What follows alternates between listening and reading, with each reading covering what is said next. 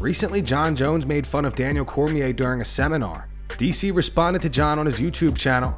Here's what he had to say. I use the same grip, I snap down, and I use his momentum against him. Boom! And he would go,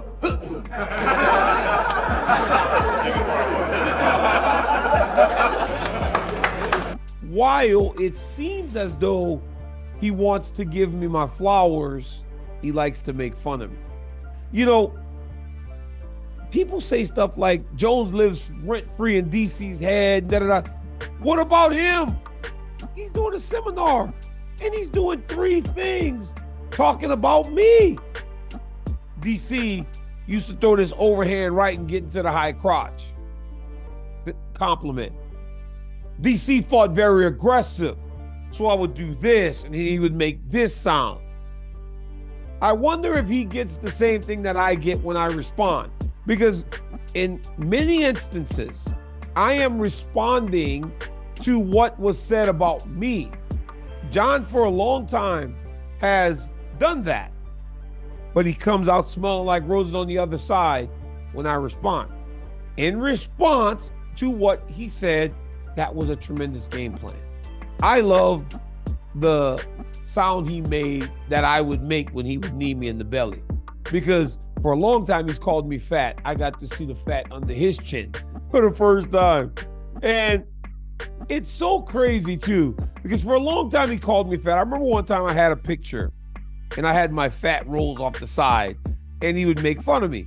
Isn't it crazy that now Francis Ngannou is doing the same thing to him, calling him fat?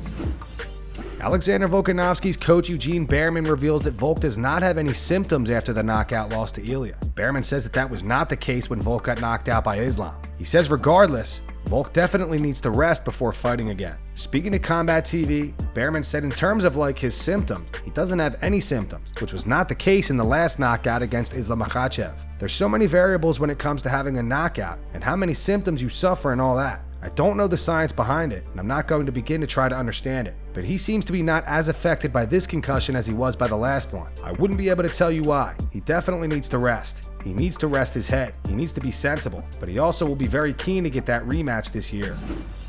Robert Whittaker believes that he fought the best version of Paulo Costa. Rob also fires back at fans who were saying that his chin was gone and he was washed.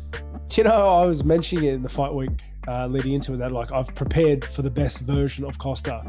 And, you know, I obviously I say this and I prepare for it, but man, I'm hoping I get the worst version of it, right? Of course. Dude, I'm hoping I get a lethargic, lazy, tired, sick version of Costa that comes in. But dude rocks up his best self. Dude.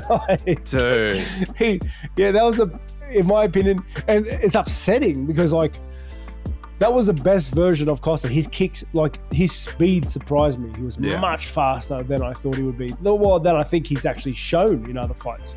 And that was his best version. And I still beat him. But everyone's talking about how good he looked. Don't do me like that, bro. You were your best version, I still beat you, right? Oh, man. But props to him. I think that version of Costa, mate, he beats a lot of guys. He beats a lot of guys. For one, I've never been spinning heel kicked in my life, right? So that was out of nowhere. His kicks were fast in that first round, man. Very fast. Yeah. But mate, I don't know. Everyone in comments, in any comment anywhere, especially after the Drickers fight, so Whittaker's chin's gone.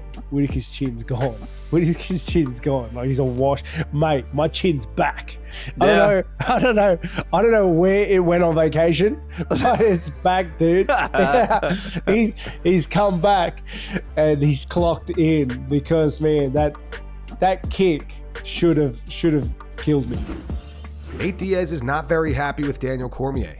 DC recently posted a clip from his podcast where he's discussing Nate Diaz potentially headlining UFC 306 in the Sphere. DC says although he respects Nate, he should not be headlining an event of that magnitude. UFC 306 at the Sphere. The belle of the ball. Everybody wants to fight there. Nate Diaz says, hell with UFC 300. Put me at the Sphere. I respect Nate Diaz. I like Nate Diaz. But I believe that now it is time for us to be honest with ourselves so that Nate can start to be honest with himself. I don't know that I need to see him main event the Sphere. Would I watch him fight on the pay-per-view card? Absolutely. Because most of these great guys from the past get that chance. There are only a couple people that he can headline a pay-per-view with right now.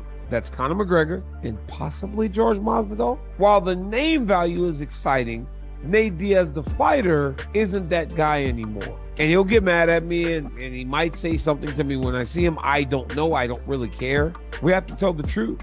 But to be the headliner, I don't think that is fair to the roster. I don't need to see that. Nate Diaz fired back at DC on X. He wrote, "This is not a fighter. Complete opposite. Good talk, DC." And he added Joe Rogan. So last week, Sean Strickland had a back and forth on social media with a Navy SEAL by the name of Jimmy Watson. To sum it up, Sean said that he could break any Navy SEAL that came and trained with him. Jimmy fired back, saying the opposite. I don't think there's one Navy SEAL who could survive a week training with me. I'm kind of sick of seeing it, because, like, you guys think bad. Come train with me for a week. I'll show you what's up. I'll break you. Sean, we get it. You're a bad bro. But check it out. Your training partners get millions of dollars and they actually live. My swim buddies, they die every single year. Do you have any idea what that means? We've already proven that any kind of beatdown will not break us. But our training will simply just end your career, Sean. I'm talking about skin grafts on the thighs. Sean, you talk about taking people's souls from their body. Well, me and my boys, we've actually taken a lot of real souls from people. You know what I'm saying, bro? So Jon Jones gave his take on the matter. Jon left a comment on Jimmy Watson's Instagram. He wrote, "I'm actually embarrassed to be an MMA fighter right now." What a dumb thing for Sean to say. Chris Weidman and Donald Cerrone also gave their takes on the matter. Weidman commented saying, "We are no competition to you guys at all. Much respect for all that you guys do. We support you guys completely. Strickland shouldn't be talking like that." Donald Cerrone says, "I know Sean. He doesn't mean any disrespect to the SEAL team. Just diarrhea of the mouth. Sometimes says dumb shit." And that's going to wrap it up for the news. Thanks for watching. For daily MMA news and content, subscribe to Full Mount MMA and click the bell icon to be notified when we post videos. Here are the 3 top comments from last video. The first one's from Nate Marks. It's in reference to Jorge Masvidal going off on Chael Sonnen yesterday. It says, "Even at his old age, Uncle Chael would 10-8 Masvidal." The second one's from Joshua Mendoza, 6682. It says, "Masvidal should be losing weight instead of losing his mind." And the final one's from Julio Padilla. It says, "I love that Paulo is being more active. He's a much more likable guy when he's hungry for a fight and win." Those were the 3 top comments from last video. If you want to be featured in the next one, all you have to do is comment down below. And if you missed yesterday's news, click the video on screen right now to get caught up.